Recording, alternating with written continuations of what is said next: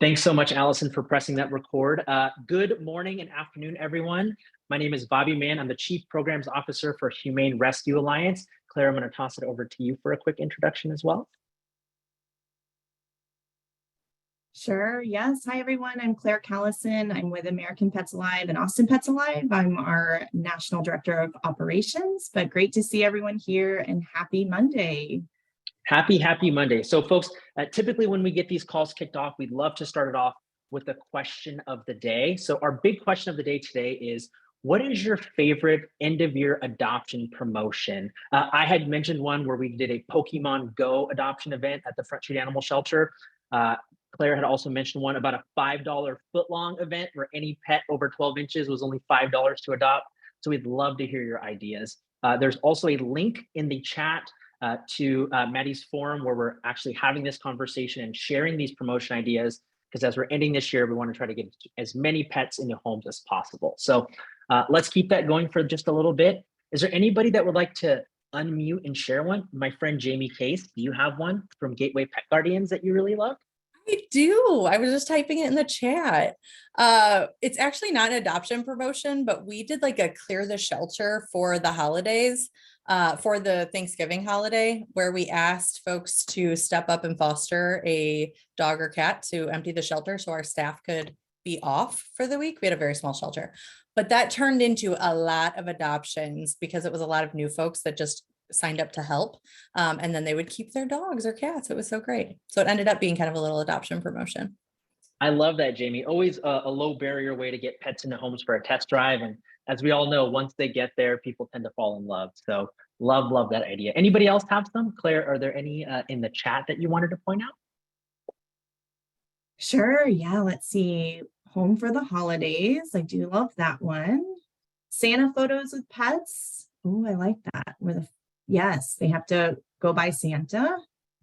Any other ones? Let's see. We need more creativity on these. I am always stealing ideas because I just can't think about it. Halloween. So yeah, fall holidays are good. I love that. Yeah, 50,000. That's awesome.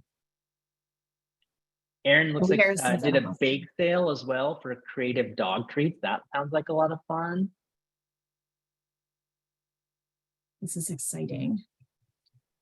Love this so much. I'm going to ask one last person to share. Does anybody have the courage on a Monday morning to unmute and share a fun idea that they had? I'm going to pause and let anybody unmute.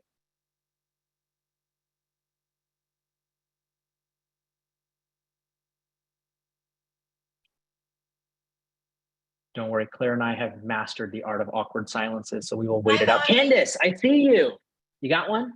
Yeah, so I shared mine in the chat, but when I worked at the Animal Center, we did the Santa Paws photos. And one of the best parts is we found a real beard Santa, which, makes all the difference. And he actually called my office and was like, ho, ho, I heard you're looking for Santa. And I swear everybody in the office just melted.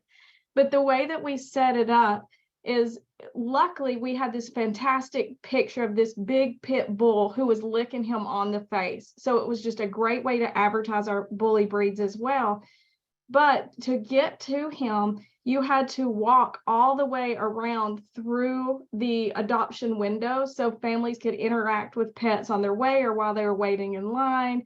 They could do donations or sponsor a pet. So that way, even if they didn't want to adopt it and they found one they loved on the way, they could sponsor it before they left. Candace, I love that. Could you tell folks where you are from and what you do? Yeah, so I am in Knoxville, Tennessee. I am currently with the Program for Pet Health Equity at the University of Tennessee. But previous to that was with Young Williams Animal Center. Wow, thank you so much for being here. And folks, I love the idea of, if folks are going to be waiting in line, there's nothing better for them to see than other adoptable pets. I know so many of you have been at Bed Bath & Beyond or some other store and bought something so unnecessary while you were waiting in line, whether it's a bath bomb or an extra pack of gum that you did not need. So having puppies there, that sounds like such a great idea. Brenda, let's go over to you. You have your hand up for one last one. We're working with our Chamber of Commerce and our city government that is putting on a Thankful and Grateful event as a sort of fall right before Thanksgiving activity. and it's a big event in the park. And so we're making doggy related ornaments as the craft activity where the kids get to come through and do that. And we're reinforcing the fact that pets are family too. I love that, Brenda. Thank you so much for sharing. So folks, thank you all. Again, make sure that you're also posting them on the forum and sharing these ideas. We want to get as many pets into homes as possible before the end of the year. But also the idea of keeping pets and families together is a big part of the conversation. So before we get into our presentation that Claire is going to be sharing, our speaker, we would love to open it up for national updates. So I will pause and allow you all to speak up for national updates. Hey, Bobby, Allison here. Guess what? You're going to be featured in our next candid conversation along with Shaquilla Brown. And I think that is fabulous. I'm going to be putting the link to register for, our wonderful, wonderful storytelling by folks in the field who are just doing amazing things, people from the BIPOC community that are so inspiring and so fun to listen to. And Bobby and Shaq will be around to help tell you all about what they're doing with the Humane Rescue Alliance. Here we go. Thank you so much, Allison. I'm going to just speak up really quickly on that thought. I have the honor of being able to co-facilitate with the amazing Shaquilla Brown, who is a BIPOC leader in the DC space that has been doing this work for over 28 years in the community. So although it seems like more of a collaboration, I will really be there learning alongside all of you, prompting a lot of questions to Shaquilla and making sure that we're learning from the real heroes, an amazing Black woman that's been doing the work. So super excited for that. And let's keep the national updates going. Oh, look at all these like beautiful hand raisings. Morgan, how are you? Love to hear from you. Hi, I'm doing well. So I actually have recently transitioned from working for HSUS over to Good Pup. And speaking of keeping pets and families together, I thought it would be good to share with you all that this week we're hosting a webinar on emotion-driven behaviors that will discuss how to write a plan for worried dogs. And I'll put a link to that in the chat, but it is kind of born of the idea that Thanksgiving and the upcoming holidays can be kind of stressful. So just another way that we're trying to help on our end to keep those pets in the families. Congrats on the new gig. And folks, Good Pup, I am always very impressed with being someone who's working in the nonprofit private partnership area, sharing so much great content. And I think it's a great company, and congratulations on the new gig. Thank you. It's probably the one and only place that I would ever have left the nonprofit world for, because I so believe in their mission. So yeah, it's fun. If you aren't familiar, I'll put my email and the address. I can tell you all about it. Thanks, Morgan. All right, Jamie Case, over to you. Hi, well, I am so excited to be here on behalf of a new nonprofit that myself and a few others on this call have actually helped pull together called Project Bella. We are hosting, for those of you that are my friend on Facebook and have seen my spam posts, we are hosting the very first National Shelter Slumber Party in March of 2023, and we're looking for organizations to join us. This was a huge success in St. Louis. The organization that I was with prior, we have done it annually since 2017. We take volunteers and supporters and staff, and we put them in kennels and cat rooms for 24 hours and ask them to help us raise money. We have consecutively raised over $40,000 each year that we've done it, and we were a small organization. So I'm going to put a link in the chat of more information. We would love all of your organizations to join. If you have a physical shelter, fill out the interest form and you'll get on our list so that we can start sending information. And I want to thank Bobby for being on our board of Project Bella. Thanks, Jamie. No, I truly just love this idea so much, because what an opportunity to really activate the idea of not only bringing people to your shelter, but really changing the perception of what our shelters are, right? They're not pounds anymore. They're places filled with lovely animals and lovely people. And there's no better place to have a slumber party. So super excited, Jamie Case. Michelle, let's go over to you. Hi there. I'm Michelle with the Animal Hospice Group. We are everywhere internationally now. What we do is work with people like you guys. We are helping to bring out the education in the animal hospice and palliative care field, because we know, I don't need to tell you, how many senior pets, the population of senior pets is increasing all over. So what we're doing is putting up, we've been thrilled about the response we've been getting at these meetings with you guys. So we have a new product, if you will, where a lecture will be released that's based on what we perceived as your interests, namely nursing care for senior and ill animals in the shelter and sanctuary environment. So what we're doing for you is, as we are preparing this lecture, we are getting you all signed up with a special coupon that you can get for yourself by going to www.joinanimalhospicegroup.com.org. We are, again, a nonprofit, and I'm based in California, but we expand everywhere, and we hope that you can take advantage of our online and on-demand educational events. Thank you. Thanks, Michelle. Yeah, please prompt that in the chat. For the sake of time, we're going to ask anybody else that has an update to please drop it in the chat. But now I'm going to toss it over to Claire Callison to introduce our speaker. Thanks, Bobby, and thanks everyone for the national updates. That's a lot going on, really exciting. And yes, I am so honored and excited to introduce our speaker today. I had the pleasure of hearing her speak at the CARE, Companions and Animals for Reform and Equity gathering in Philadelphia earlier this year. A short presentation, but literally blew us all away. I think the room was just in awe. So Dr. Sarina Nai is with us. I'm going to share her presentation now. She's the founder and executive director of ChapterVIII. So let me put it on slideshow mode. Bobby, are we good? Can you see that all right? Looks perfect, Claire. Thank you. Great. Dr. Nai, can you see this okay for your presentation? And I'll just keep us moving as you go. I can. Thank you so much for that astounding introduction, Claire. I really appreciate that and all of your kind words. And thank you for allowing me to be here today. So would you like for me to put my video on too, or is this okay where we're at? Yeah, whatever you're comfortable with, this is fine. And there will be questions in the chat, I'm sure. So maybe at that point we can have your video on, whatever you're comfortable with. Okay, yeah, absolutely. Yeah, so thanks y'all for being here today. I really appreciate it. As Claire said, my name is Dr. Sarina Nai.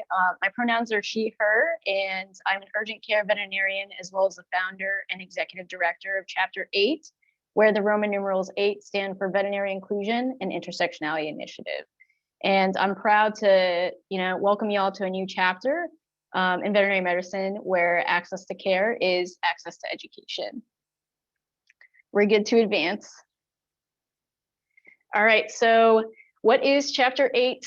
ChapterVIII is a nonprofit organization officially incorporated in Indiana, which I founded in 2020. Shortly after graduating from veterinary school at the University of Georgia, College of Veterinary Medicine. And this happened after statistical assessments of the intersection of factors leading to the need for systemic change in our field, as well as my own personal reflection as a queer Indian American woman in our field. So throughout my personal as well as professional career, I never really felt that there was a community that understood and appreciated all aspects of my identity. If there was a community that understood, one aspect of my identity, the other aspects were, either stigmatized or just not understood. So it was okay for my sexuality to be accepted in certain communities, but it was also okay for jokes to be made about me only getting into veterinary school or getting my position in leadership that I had, or even my scholarship that I had because of the color of my skin. And when I was in communities where my culture or ethnicity was understood and appreciated, it was very uncomfortable to discuss my sexuality. So I wanted to create a community where multiple underrepresented groups could come come together to better understand one another and understand that intersectional marginalized experience to better change our field and allow for more inclusion in our field. We talk about, mental health disparities in our field, and rightly so. We have an increased rate of suicide compared to the general public, but we need to reflect on the disproportionate impact and negative impact that we are creating on the mental health of marginalized groups by lack of inclusion and thereby isolating the very same groups that we want to see more of in our field. So Chapter 8 aims to foster a representative and inclusive environment in the veterinary profession through advocacy, art, accountability, and accessibility. We seek to do so by creating access to care as well as access to education opportunities at the intersection of marginalized pet parent and veterinary communities. We are okay. Yep, thank you. So how did we get here? A majority of, sorry. All right, can you hear me a little bit better now? Okay, so majority of people who face barriers to sick and or urgent care for their pets state that the barrier occurs due to financial reasons. And this is regardless of low or middle income status, supporting that sick and urgent small animal clinical care is not at all accessible. Furthermore, younger populations are more likely to face a barrier of not knowing where to seek sick or urgent care. And half of the population with pets who experience sick, emergent, or urgent needs do not seek care. So this supports that education on urgent and emergent clinical care is not accessible. We're good to go to the next slide.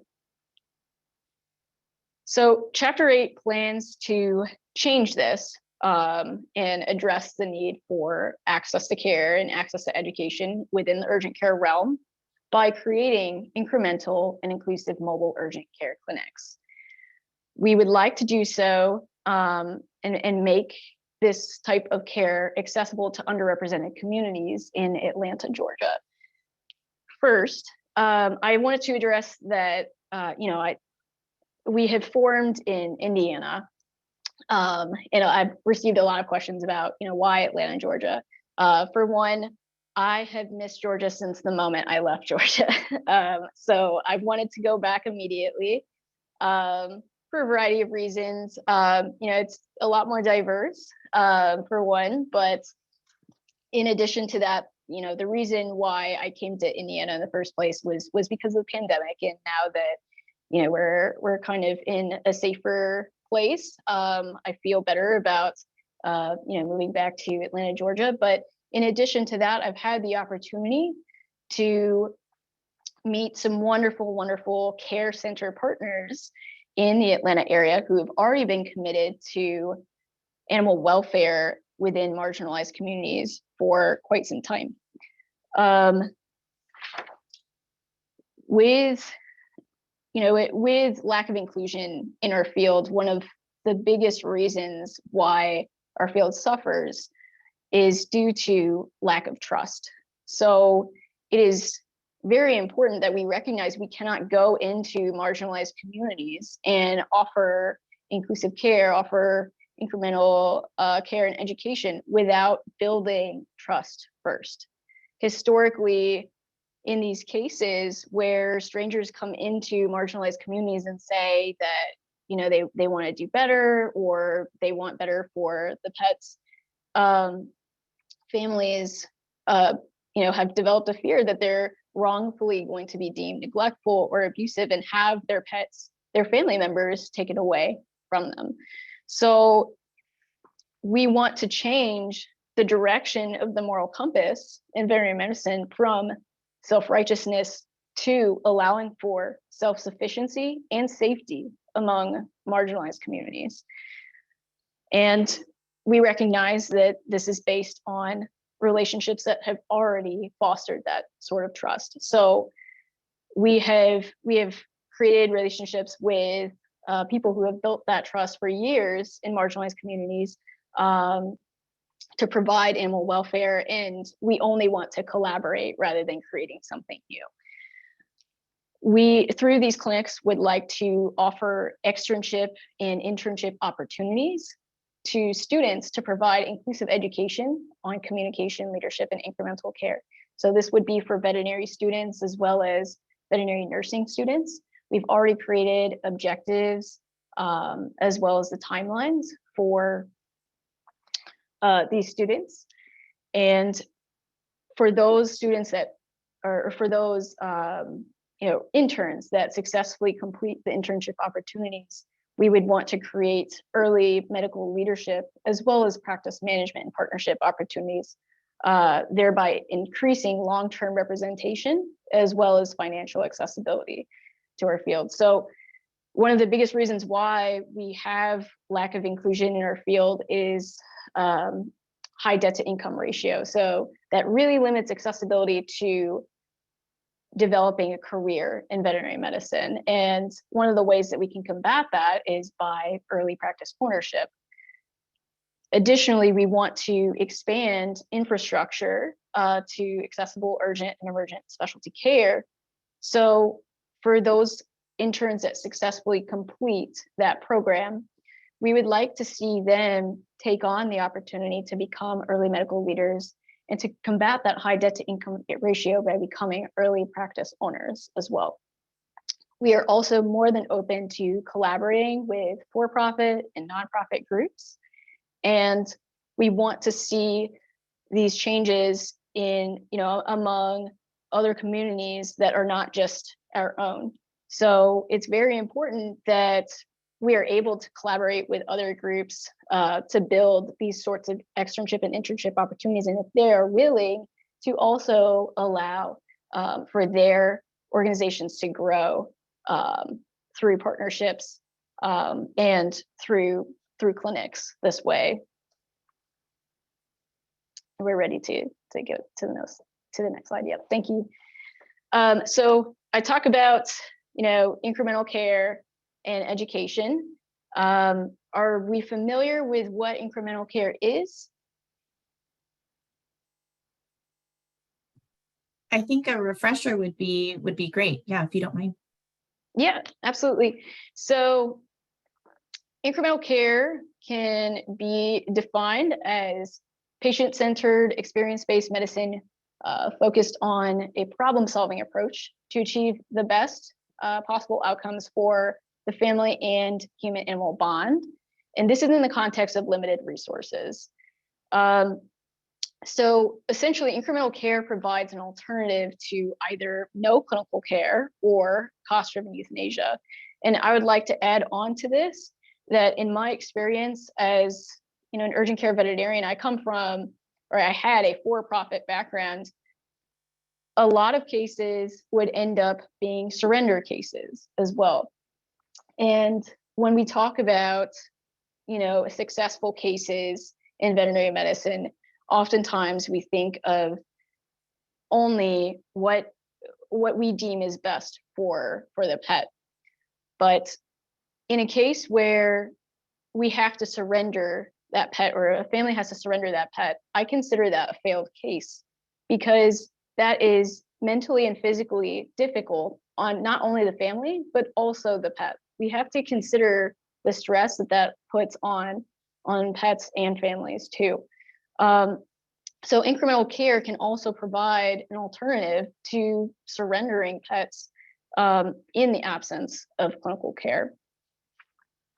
So it is our duty as veterinarians to educate the public and professional communities about incremental care, to relieve animal suffering in this way, and protect humans and animals from preventable infectious disease on a representative basis.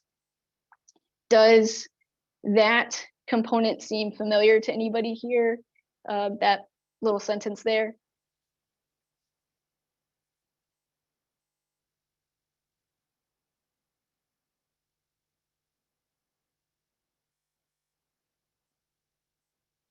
If not, it's from the veterinarian's oath. So as much as we as veterinarians want to say that, we have the best interest of the pets in mind, we have to understand that if we're only focused on providing veterinary medicine in a certain way, then we are no longer committing to public health, but more so population dependent health. So we are failing as veterinarians if we don't, open our minds as to how we provide this care. So somebody said this sounds very similar to Align Care. Yes. So Dr. Blackwell and I have actually also spoke together, and like I said, collaboration is the most important way for us to proceed forward in this field and create impactful change. And this actually does come from some of the research that they have done as well. So they're very much focused on incremental care, and as are we, and we want to see this type of change together by working together. And we want to, take the research that has been done and apply that to developing incremental urgent care clinics. So this, the very first mobile incremental urgent care clinic will be in Atlanta, Georgia, with the intent to start providing services in fall of 2023. And it will be prioritized that every every client-patient relationship will involve education on incremental care.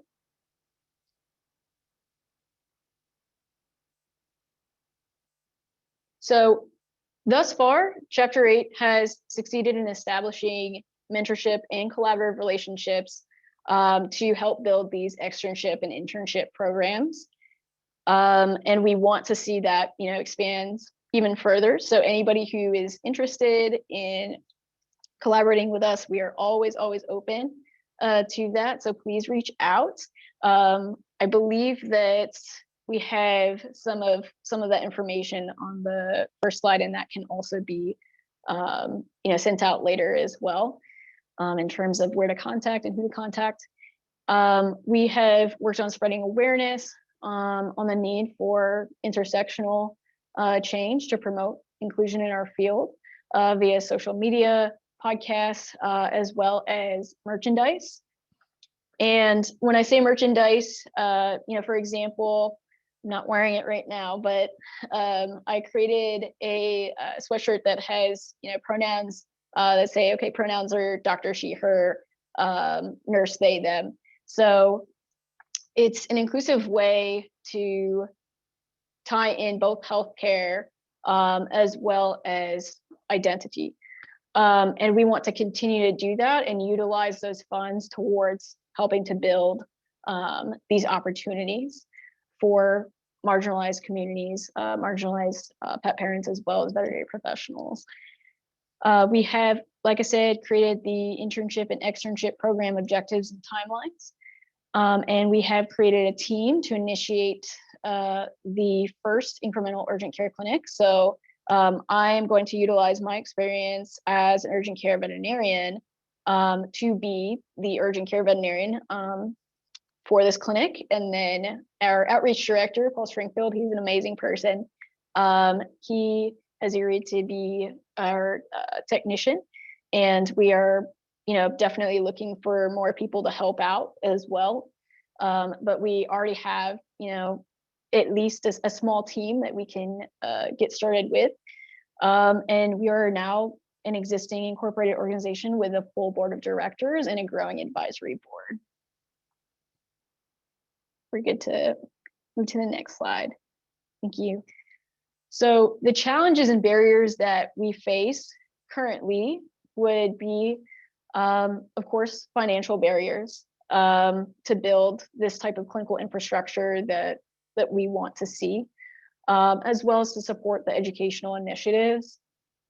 It is very important that we recognize, the high debt to income ratio as one of the factors leading to lack of inclusion in our field. And we want to create an environment that's comfortable enough for veterinary professionals to stay. And one of the reasons why they don't stay is because of the high debt to income ratio. So we want to be able to provide, salaries for veterinary professionals to want to stay. It's not fair that marginalized groups are expected to, sacrifice their time, money, all of that to seek the changes of making our field more inclusive. That's honestly counterintuitive. In order for us to make our field more inclusive, we need to make it more accessible. And one of the ways that we can do that is by making it more financially accessible for not only the parent groups, but also the veterinary professionals. We also, of course, have time commitment barriers. I am transitioning over to working full-time for Chapter 8, but I also have a full-time job that I'm transitioning out of. So there's a lot of time commitments when it comes to grant writing and outreach, and we're always looking for help on that end, just because it's a little bit impossible for one person to do it all. I wish I could, but unfortunately I can't. So we're always looking for help with regard to outreach and grant writing for sponsorship opportunities. And then we also would like to collaborate with for-profit organizations, but I think historically there's been a lot of fear when it comes to for-profit organizations feeling that, almost threatened that nonprofits are going to take away from what type of profits they could be making. But we need to understand that these are groups that are not being served at all. So it's either, that for-profit organizations don't see them at all, and nonprofit organizations do, or that we can do that together. And we really want to see, for-profit, nonprofit organizations collaborating more to create that change for inclusion in our field. We're good to move on to the next slide. Thank you.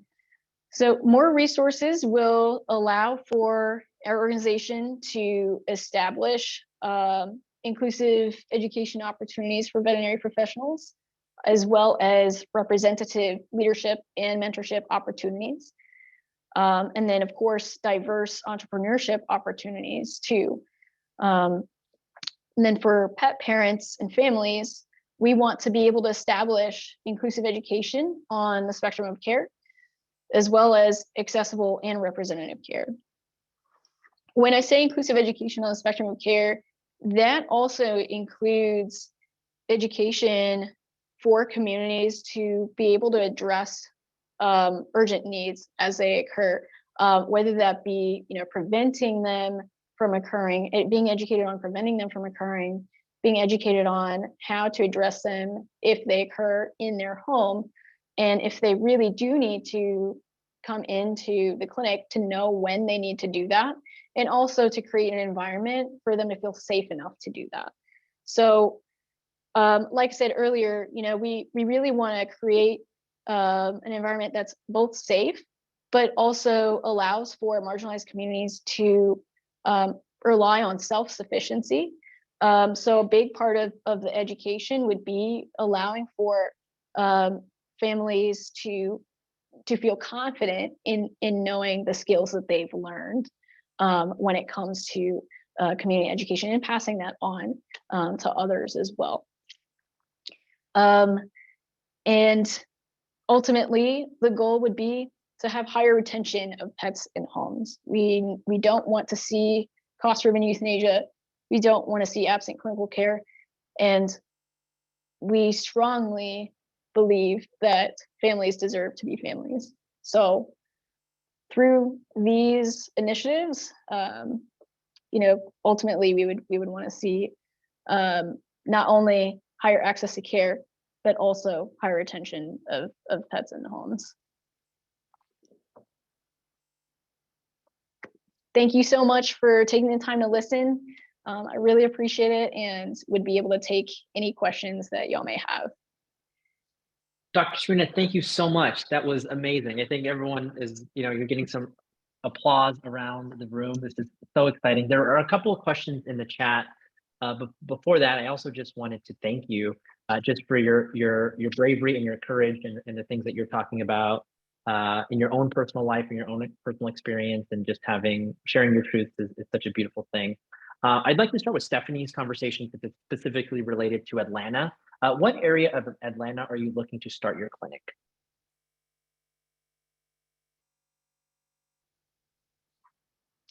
Hi. Yeah, so I just figured I'd start my video now. Thank you for saying those very nice words as well. So we have talked to some care center partners. I believe that they're in the West Bankhead area. And so that's the area that we would like to be at because we want to make sure that we're collaborating with individuals who have already been in it, already have those relationships established. And we would be a mobile clinic, so we would be willing to travel as well. We have not yet decided on if we're going to be neighborhood focused for a certain period of time and then go to a different neighborhood. But I think that that's likely what we're going to do, because one of the components of the impact that we want to make would be community education. And so it would be, I believe that it would be most intuitive to work with, a certain neighborhood and work on that community education, but also be there to provide care as needed. And then to thereafter work with other communities that may need help with that sort of accessible education, inclusive education. Amazing. I'm going to have one more question to you, but I want to prompt two of my personal heroes that are in this call that I'm going to call on just for their thoughts. One being Dr. Robertson, and I see Dr. Aziz here as well. So just know I'm going to ask you two to unmute in just a second. But Dr. Serena, going back to you, I love how intentional you're being about really rooting yourself within a certain community and making sure you're intentional about building these relationships. And in animal welfare, we typically have a sense of urgency. It's like, when is this going to be everywhere in the country? So could you tell us a little bit about your timeline of being in Atlanta? What do you see this pilot sort of maturing within the community? And then when does a successful time of maybe venturing to a new community look like? Yeah, so we definitely want to start by fall of 2023. It honestly depends on our funds as to what our timeline looks like thereafter. I can tell you that what our total fund would look like would be at around $500,000. And I've already committed, $25,000 of my own money to go into this. I'm very much serious about it, and I want to make sure that we have those funds secured to provide that education as well as provide that care in the areas that we already have care center partner relationships established. And throughout the year, we would want to be able to provide that urgent care. But in terms of, how many different communities that we can provide education to and educational programs to, that really depends on the flow of funding as well. I know that at least that community, we definitely want to help out. And we are so very open to also traveling and helping communities outside of Georgia as well. But we want to make sure that the communities that we do go help out at or help with are communities that already have relationships of trust established. We are not, if there's no relationships there already, then we don't feel that it's fair to go in and tell people what to do or how to do that without making them, understandably reluctant or fearful. Thanks, Dr. Serena. Dr. Aziz, may I come to you just to get your thoughts? I saw your awesome comment in the chat, but I'd love to have you unmute and just speak up. I'm just, Serena, just really impressed and amazed that you are so new out of school and like this is so top of mind and that you've recognized all of these intersections in different ways. I think, you know, this just recently happened to me that my niece called and said her friend found a dog and hit by car. And it really connected the dots for me that we talk about a lot of this on these calls every week. We talk about access to care and how do we get public messaging out. And I will tell you the truth that when my niece called me and said her friend needed help, I was like, okay, hold on, let me like go back to scratch and figure out what do we have in Houston. And I knew of course, a few vets I could call, a few friends, but I still, you know, it's still hard to figure out the infrastructure that's available for people out there. And so, and I'm a veterinarian like you, and it's hard. So I can't imagine how hard it is for folks who are not in our industry and then also in crisis mode. Like that, I can't even imagine all of the barriers. And so getting out into the community, I think is public messaging is just such a big feat to overcome. And I think one of the ways has to be going out into the community. And I think it's really brilliant. So I love the idea, would love to be in touch. Sounds like you find yourself another volunteer, Dr. Serena. I love it.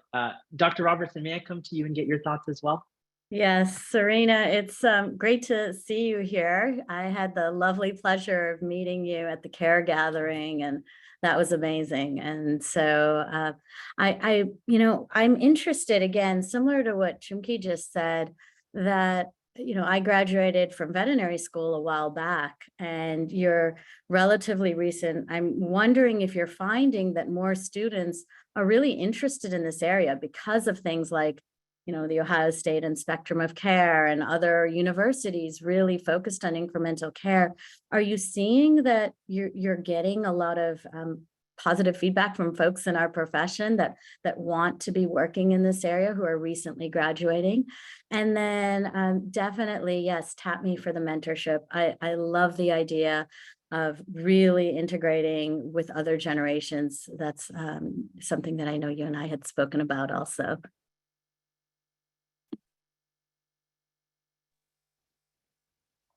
Yeah, it's really wonderful to see you again. I missed you. It's been a little while. And thank you to both of you and Dr. Aziz for also being so willing to collaborate.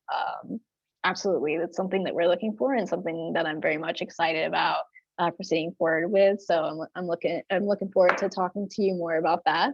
And then in terms of, you know, finding people who are interested with, you know, I guess the newer generations of veterinarians and veterinary students, people are definitely interested, but surprisingly, they don't know about, you know, the impact of incremental care and inclusive care. It's still pretty similar to how it was when I was in school. I mean, I would kind of expect for it to be that way because I graduated 2 years ago, almost 3 years ago now. And we're so focused on this idea of gold standard of care in school. And so a lot of students are not familiar with what incremental care means, or that that's even something that they're allowed to do. And ultimately, you know, it's something that when I talk to them about it, that it all goes back to good record keeping. But there's been this fear that's instilled among them that they have to do medicine a certain way. And if they do it any other way, then it's considered like a specialty almost, which is really ironic to me, considering that, you know, we're as an access to care realm, that's considered a specialty, because that's the opposite of what we're trying to do. But it's absolutely something that they're interested in. I just spoke with I think Michigan State, their students over there, and they're definitely interested in doing so. And we want to collaborate with schools as well. I think that there just needs to be, you know, a mutual understanding that the type of language that we use, the type of medical terminology that we use matters. And it starts there, but it goes so much further than that. And we need to provide that type of education in school to learn how to become inclusive providers. Dr. Serena, I have another question for you. Although we would all in all of our communities to love to have a Dr. Serena, obviously Atlanta is the community that is currently spoiled. But when you're talking about the spectrum of care and wanting, we use a language of really wanting to partner with our communities by providing these resources and information. So are there any resources that you would recommend that we in our communities share that we can start having the spectrum of care conversation? Yeah, I mean, honestly, I think that partnering with the humane societies, partnering with shelters is what we need to be doing, because we have been in this vicious cycle for so long where, we want to save pets. We want to give them better lives, but then we end up taking them from communities, from oftentimes, unfortunately, disproportionately marginalized communities, and then putting them in shelters. And then we're just in this need for funding to fund the shelters. And while it's amazing that we have access to preventative care, there isn't that type of access to illness and urgent care. So there are efforts that shelters are starting to make now, which is great. I know that Indy Humane is starting to, in Indianapolis, they're starting to create resources where they, work with local urgent and emergent cares as well to offer like lower cost care and provide that education to the communities, especially when they're being adopted out of those shelters. And I think that that's something that we can all do better, is one, reaching out to the shelters and prioritizing the need for access to urgent and illness care, because that's what we're doing in Indianapolis. Before we leave, I want to make sure that we have some sort of long-term sustainable impact, just because as much as I want to leave Indiana, it's still home. It's still where I grew up. And it's still important to me to leave something behind. So I think, reaching out to schools as well as reaching out to the shelters and trying to create that type of collaborative effort to prevent animals from ending up in the same situation every time, where they end up back in the shelter, and keeping them in homes is the way to do that. Just collaborating with the groups that have already been doing this, but changing the direction of how we do it is what we need to do.